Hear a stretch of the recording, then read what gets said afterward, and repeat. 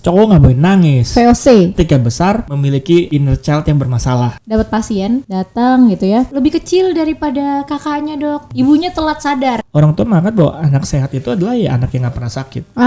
Iya, anaknya nggak pernah ngeluh. Nggak pernah ngeluh. Padahal di buku KIA ada tulisannya anak sehat itu ada checklistnya.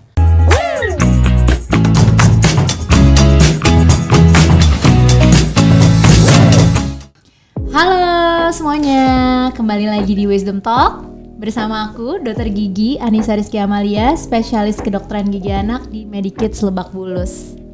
Nah, kali ini aku nggak sendirian, aku bakal giring dokter anak kesayangan ibu-ibu nih yang jauh-jauh pindah dari Bali, sekarang udah di Jakarta. Cluenya sekarang dokter ini lagi praktek di Medikids Green Terrace. Gak berlama-lama lagi, kita panggil aja yuk Dokter Lucky. Yes. Halo, selamat siang, selamat pagi, selamat malam. Siapa yang nonton pagi, siang, malam. Assalamualaikum warahmatullahi wabarakatuh. Waalaikumsalam. Selamat datang di warahmatullahi wabarakatuh. Wisdom Talk. Saya jadi hostnya. Yaudah tukeran lah. Oke, lagi sibuk apa aja nih Luk selain praktek di Green Terrace? Sibuk beradaptasi dari Bali ke Jakarta, penuh dengan hektik dan macet. Terus masih lanjut usaha. Di sana ada beberapa usaha di Bali, kopi. Kopi apa sebut tuh? Ini kopi Singaraja. Singaraja. Terus ya sambil mengisi, tetap bikin konten yang mengedukasi, banyak yang perlu diluruskan, banyak yang edukasi. Ya sama praktek ya di Medikids. Oke. Ada yang seru nggak sih dok?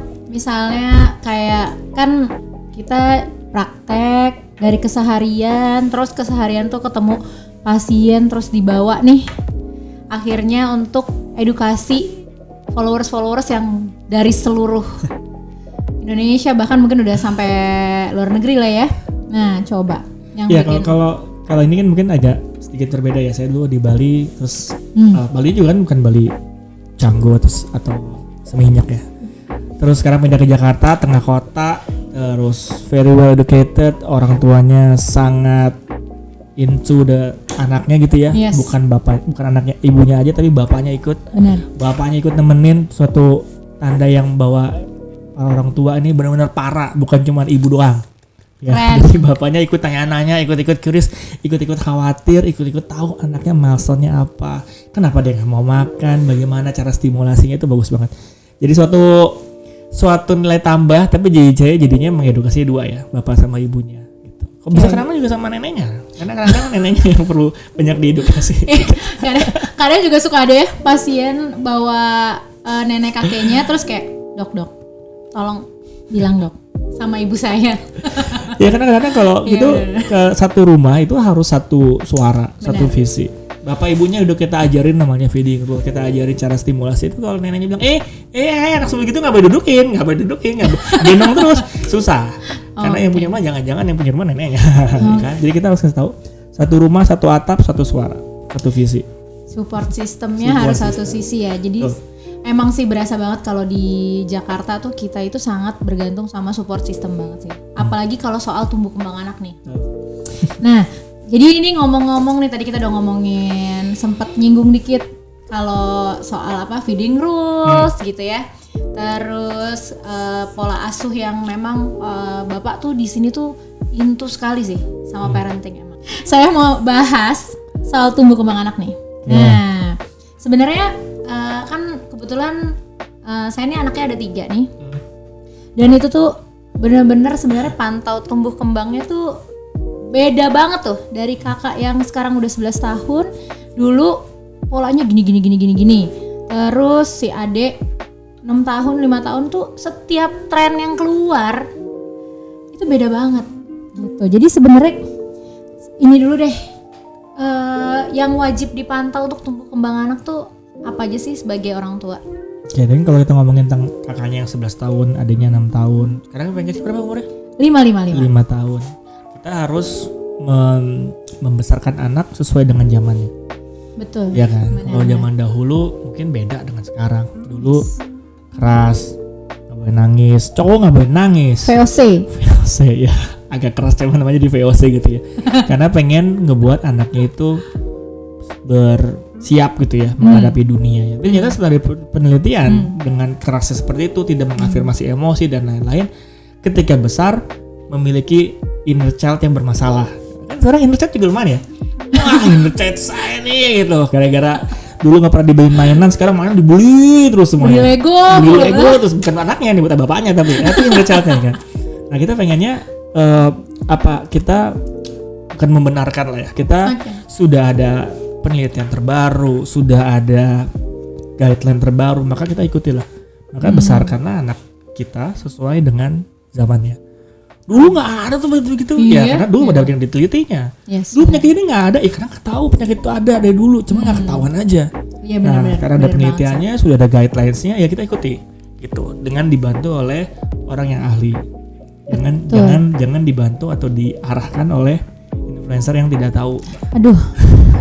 Apa yang dia bener, itu banyak banget sih emang simpang siur. Makanya kita tuh juga kayak yuk kita bikin wisdom talk sama Dr. Lucky nih untuk meluruskan hal-hal yang di luar nalar tadi. Nah sebenarnya tapi sering banget nih dapat pasien datang gitu ya, dia lebih kecil daripada kakaknya dok, tapi ya emang kan bapaknya pendek gitu. Akhirnya ternyata berapa bulan kemudian datang lagi, dok ternyata anak saya tuh ini dok kurang pertumbuhannya, ibunya telat sadar gitu. Maksudnya biasanya apa sih yang bikin kita ini telat sadar gitu?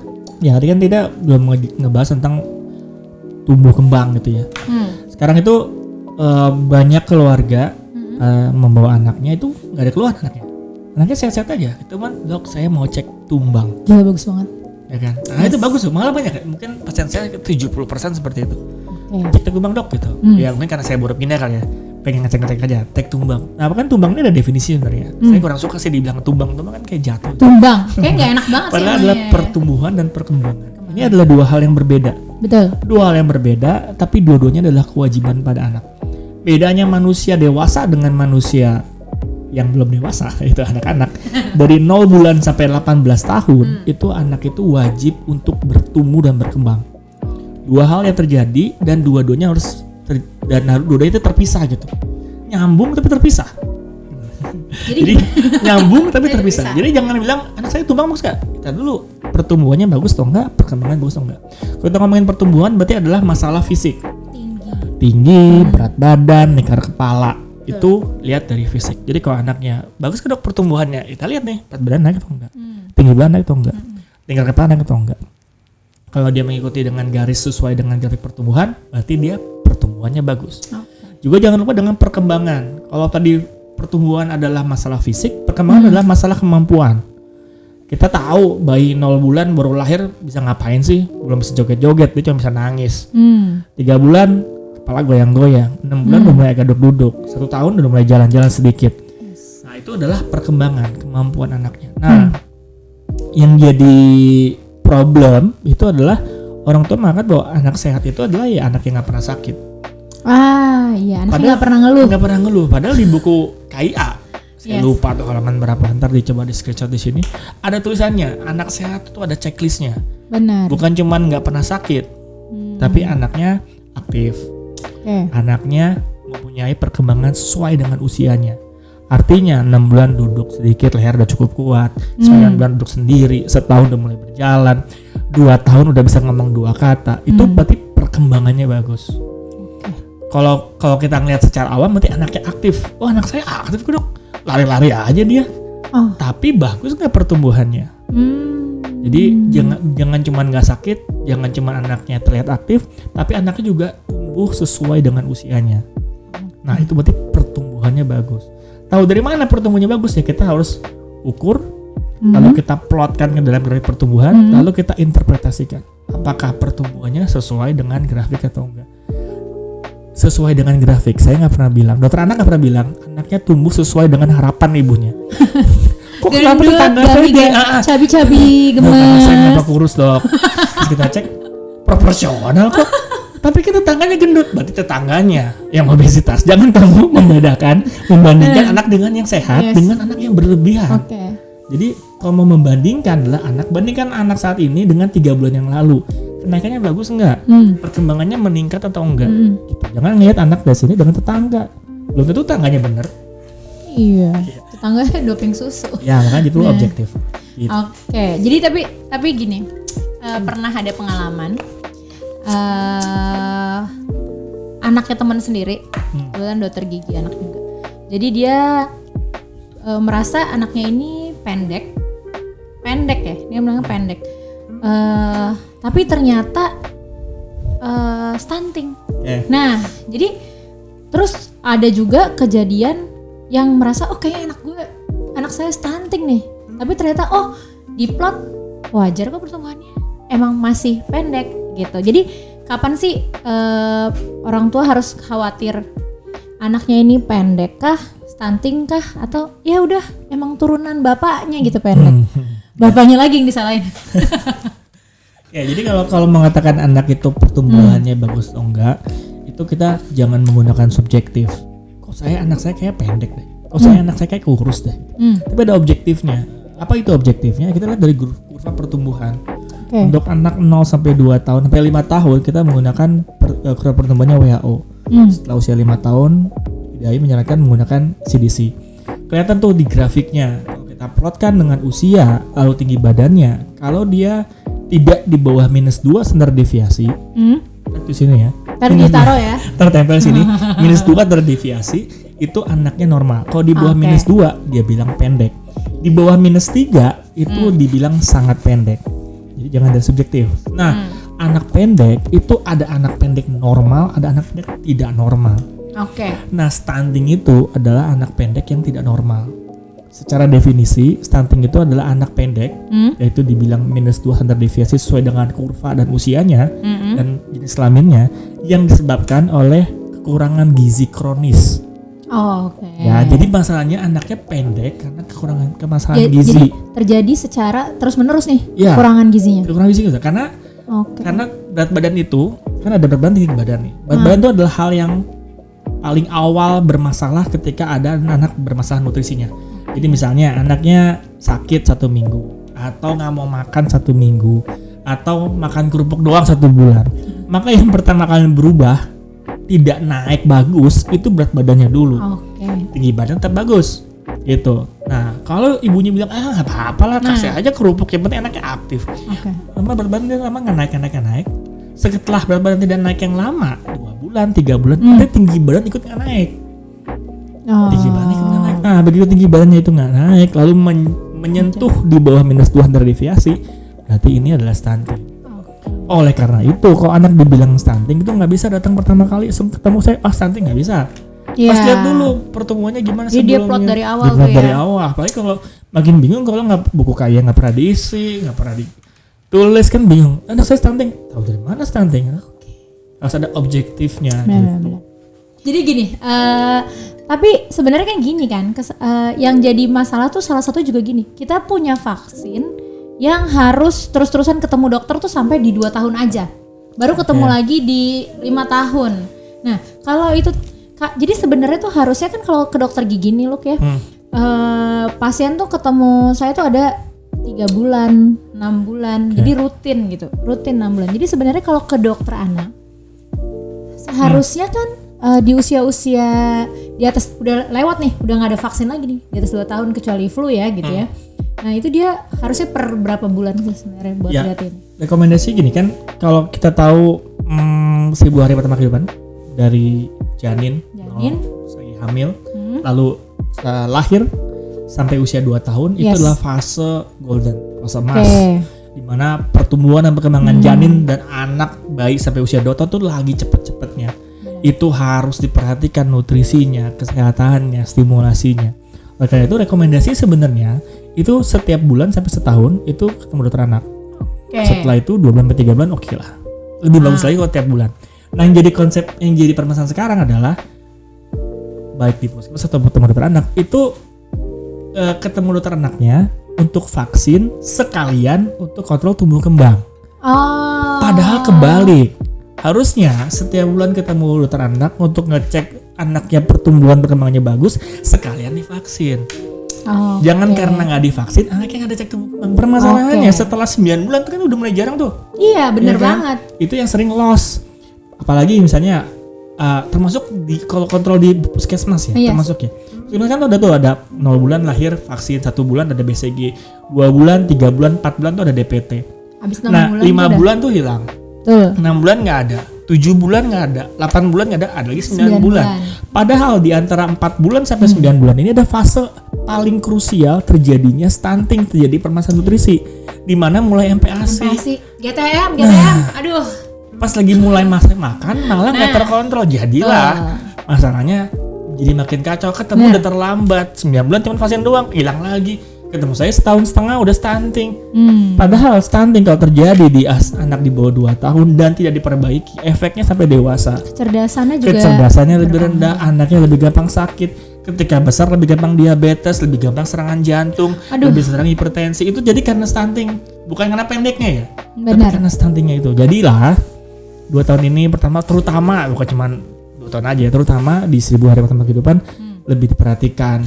Bukan ketemu sekalian, bukan vaksin sekalian cek tumbuh kembang, tapi periksa tumbuh kembangnya sekalian divaksin. Jadi cek tumbuh kembang tiap bulan ibu-ibu, bapak. Jadi kalau emang di bulan tersebut ada vaksin, kita vaksin. Kalau bukan jadwal vaksin, kita cek tumbuh kembang. Jangan lagi vaksin baru cek tumbuh kembang, telat. Tapi bener banget. Karena ngerasain banget waktu kita masuk ke fase MPASI, kadang kita terlalu lama, teksturnya terlalu cair, encer. Terus ternyata anaknya udah makan, gak usah dinenenin. Padahal kan masih pendamping ASI dan gitu-gitu ya. Sebenarnya masalah jadi kompleks banget. Emang harusnya sih datang, ketemu, cek tumbuh kembang. Nih Dr. Lucky di Medikids Green Terrace loh. Jangan lupa ketemu tiap bulan. Nanti kita suruh Evo lah, recall. Tapi kita tadi kan sempat kebahas tuh GTM. Dan benar banget sih. Terus Lucky bilang Dr. Lucky bilang ada yang kayak lebih gampang sakit dan lain-lain.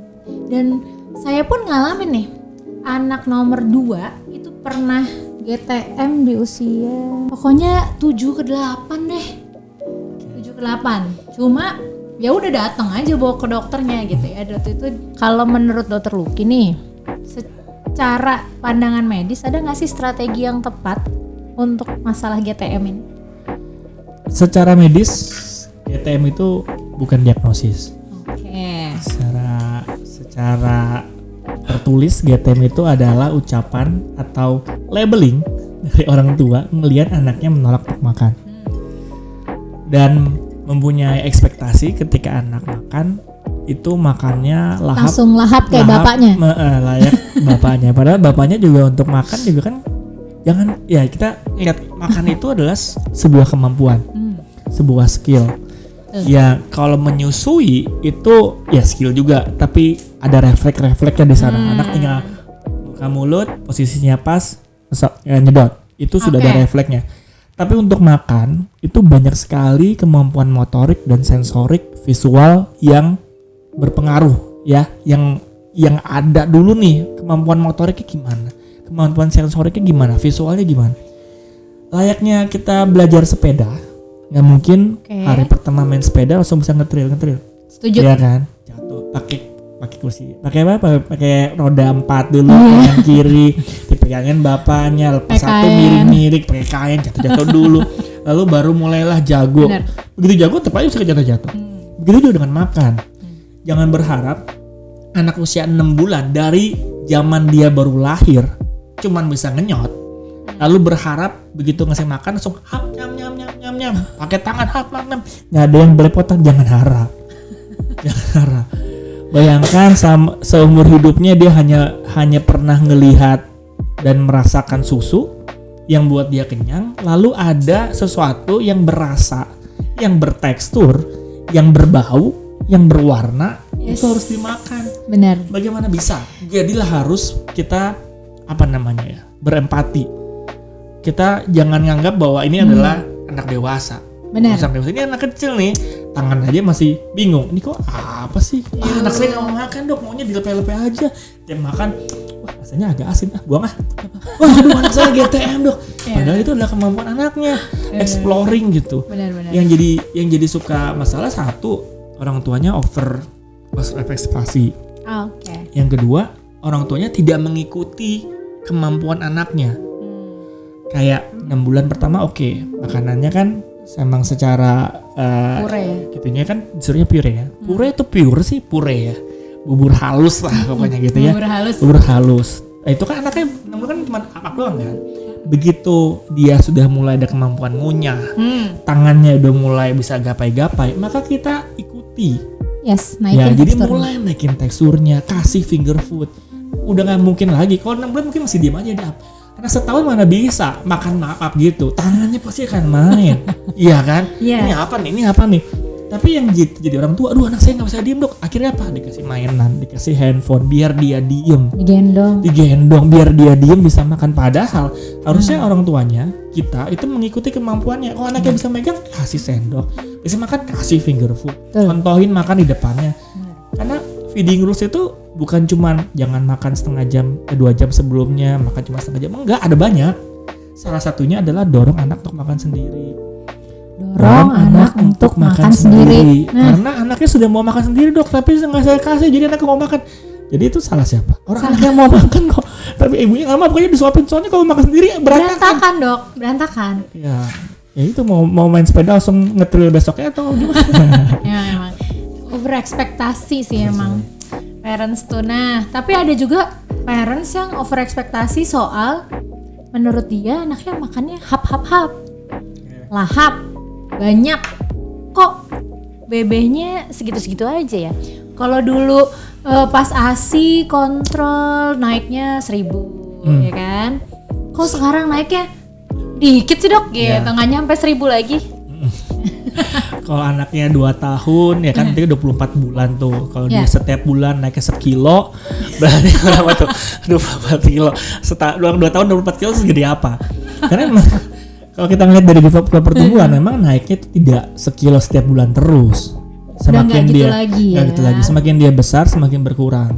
Salah satunya anak dari setahun naiknya tuh 200-300 gram tiap bulan, atau sekitar setengah kilo 3 bulan, atau sekitar sekilo setiap 6 bulan, sekilo setiap 2 tahun, 2 kilo setiap setahun.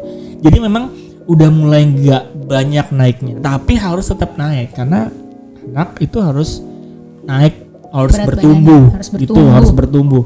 Nah, tadi apa itu? Oh iya, kenapa anaknya makannya lahap-lahap tapi nggak naik berat badannya? Satu itu harus yakin dulu, bener nggak nih anaknya nggak naik berat badannya? Harus diukur dulu berat badannya, harus diplot, bener nggak dia nggak naik? Kalau dia nggak naik berat badannya, maka harus dicari apa penyebabnya. Kebanyakan apa yang dilakukan orang tua, menu dikutak-atik gitu. Padahal penyebab anak tidak mau makan paling banyak apa? Namanya inappropriate feeding practice. Salah cara pemberian makan. Distraksi, makannya 2 jam, dikasih susu kebanyakan, itu yang paling banyak ya. Atau biar anaknya makan dikasih kerupuk banyak. Nah kalau kita ngelihat kenaikan berat badan, anak akan naik berat badan itu kalau kalorinya tercapai. Misalnya anak setahun 10 kilo gitu ya, banget setahun 10 ya gitulah, 10 kilo lah pokoknya. 10 kilo itu dia mungkin butuh kalori sekitar 1.000 kilokalori. Lebih banyak. Jadi kalau dia 1.000 kilokalori butuh, makannya bagus, masuk 1.000 kilokalori, dia akan naik berat badannya. Nah, tapi kalau misalnya anaknya butuhnya 1.000, makannya nggak mau dia, makannya susah, GTM kata orang tuanya. Karena dia nggak mau makan, akhirnya dikasih buah, akhirnya dikasih cemilan, akhirnya dikasih puding, dikasih susu. Akhirnya kalau dihitung-hitung, ternyata 1 hari itu nggak nyampe 1.000, cuma 800. Ya nggak naik lah. Nggak naik. 800 kalori itu digunakan untuk sehari-hari. Anakku tetap jalan, lari semua. Udah, anak saya tetap aktif dok.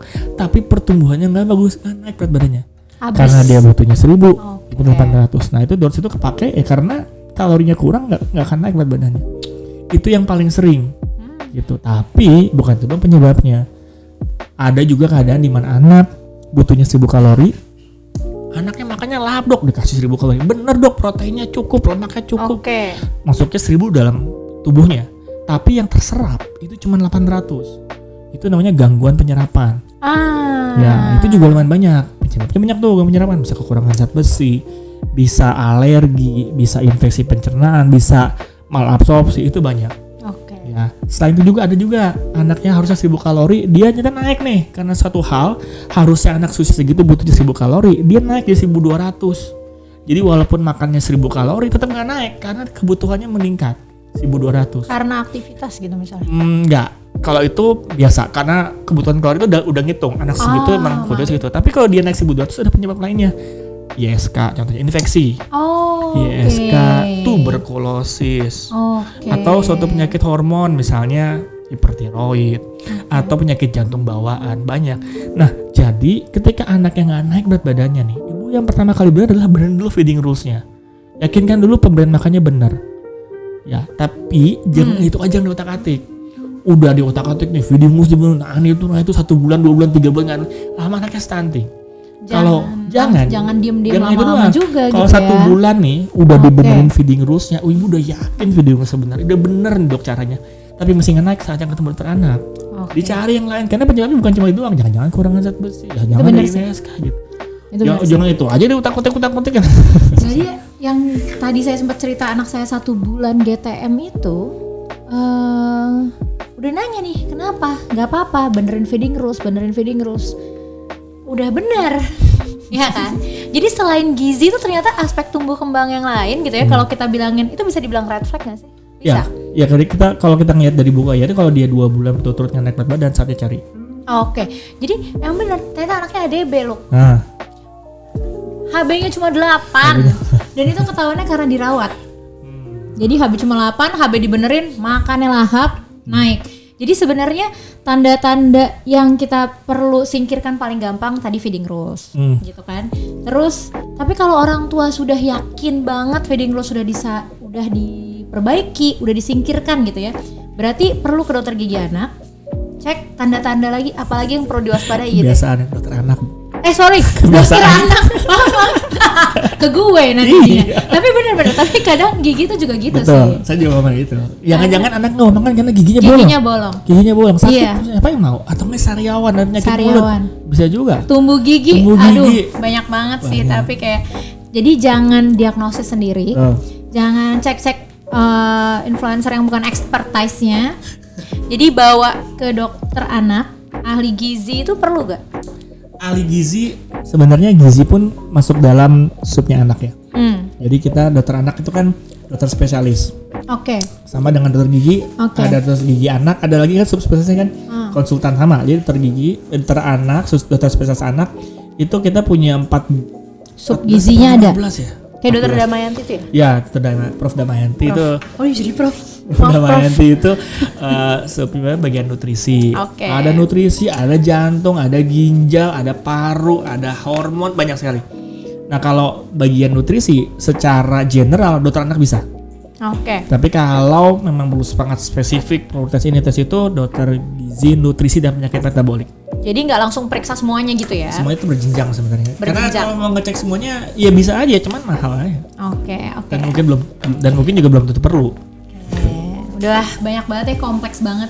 Benar-benar yang kita bahas tuh kayaknya kurang kalau cuma 1 kali doang nih Wisdom Talk-nya. Cuma ini deh, tadi kita udah tahu nih, semua ilmu-ilmu tadi udah terbahas lah gitu.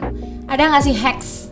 Kalau dulu tuh kita, saya tuh untuk pantau tumbuh kembang anak, gue tuh download ini CDC, checklist tuh. Karena dulu buku kayanya nggak kayak buku kaya sekarang. Download ya tuh CDC kan. Nah selain kita rajin nih lihat growth chart, ada nggak sih tips dong dok untuk para parents memantau tumbuh kembang si kecil di rumah? Tips yang pertama adalah perhatian boleh, thinking boleh, tapi jangan overthinking. Jangan overthinking. Susah. Bisa. Boleh, itu jangan overthinking ya. Kita tahu anak itu nggak normal, tapi kita harus tahu dulu normalnya dulu. Kita bisa bilang anak itu nggak normal kalau kita tahu normalnya dulu. Normalnya apa? Ada 2 tadi kan, pertumbuhan dan perkembangan. Sebenarnya di buku KIA tahun 2023 yang terbaru ya. Itu udah bagus banget. Itu lupa deh. Ada yang terbaru. Itu bagus banget. Udah bentuknya udah bentuk kayak siap-siap buat ibu-ibu Gen Z gitu. Komplit banget gitu. Dan bentuknya juga bagus, animasinya bagus. Udah kalau dulu kan kayaknya ibu-ibunya gambarnya ya gitulah. 80-90 gitu lah pokoknya. Gambarnya udah bagus, visualnya banyak. lembarnya lebih banyak, checklistnya lebih banyak. Di minggu-minggu awal ada tanda bahaya bayi baru lahir, ada tanda-tanda ibu nifas, itu udah bagus banget. Ada checklist pertumbuhan, ada checklist perkembangan, ada fungsi dari vaksin, ada jadwal vaksin. Itu lebih lengkap. Kalau kita bilang hacksnya apa, itu bukunya dibuka, dibaca. Jangan nanya hacks dulu kalau belum dibaca, ya. Soal gigi aja ada di situ. Jadi jangan cuma buka, dokter anak yang buka, ibu yang buka. Betul. Di rumah. Itu kayaknya memang harusnya diisi oleh ibunya. Iya. Ada beberapa yang diisi. Diisi oleh orang tua, diisi oleh petugas ada. Cuman kebanyakan itu untuk orang tua. Banyak banget. Oke, catat ya ibu-ibu. Hacksnya cuma memanfaatkan kayak yang ibu punya di rumah dengan baik. Jadi kalau biasanya anaknya lagi tidur, ibunya drakoran, coba dibuka dulu bukunya. Jangan sebelum mulai drakoran. Sebelum tetap drakoran tapi ya. Iya tetap dong. Itu me time-nya ibu-ibu. Nggak apa-apa kita tidur malam, yang penting kita drakoran.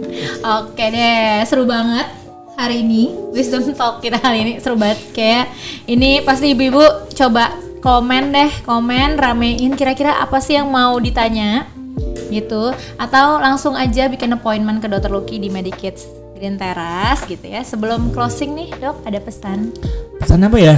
Aduh, tadi pertama itu sih hacksnya adalah jangan overthinking, do not judge your children. Jadi kalau GTM itu pelabelan gitu. Kalau kita bisa berempati terhadap apa yang dirasa oleh anak kita dengan POV seorang anak, jangan sebagai POV seorang ibu jadi anak ya. POV seorang anak, belajar makan tuh perlu waktu. Terus takut orang itu normal. Coba bayangkan kalau dok anak saya kok ketemu orang takutan ya. Kapan terakhir ketemu? Belum pernah ketemu. Coba bayangkan ibu masuk ke ruang yang orang lain nggak ada, ibu nggak pernah kenal. Terus orang tuh main salam-salam, halo, malah angkat main cubit-cubit, gendong-gendong. Apa yang ibu rasa? Mana kok bisa tebel lagi? Makin takut. Iya. Itu POV kita, POV anak kita pakai tuh. Jadi jangan anggap bahwa anak itu kayak udah tahu semuanya. Kita perlu perkenalkan, dampingi anak kita. Jangan lupa dipantau pertumbuhan dan perkembangannya. Bukan cuman yang penting anaknya aktif. Checklistnya ada. Buka itu buku KIA, itu udah bagus banget. Udah Gen Z banget, itu bukunya bagus banget. Itu ternyata itulah. Jadi nggak perlu ngeprint CDC saya dulu.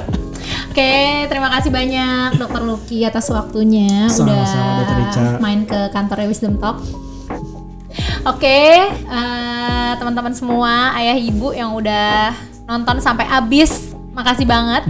Jangan lupa komen mau bahas apa lagi di Wisdom Talk abis ini, karena kita bakal bahas banyak banget sih. Jadi nggak cuma soal gigi aja, soal pertumbuhan anak aja, banyak banget. Cek video kita sebelum ini juga ya. Itu jangan lupa subscribe, likes, komen, dan sampai jumpa.